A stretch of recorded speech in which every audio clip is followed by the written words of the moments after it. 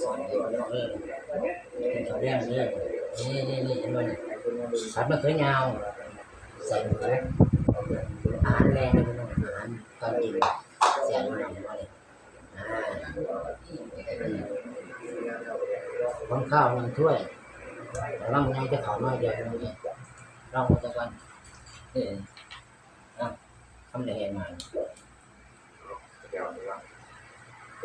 เราต้องกินของแพง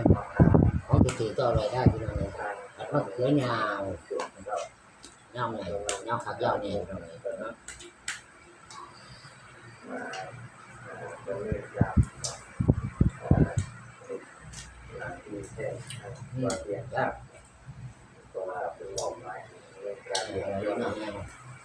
ของนักอันนี้แนว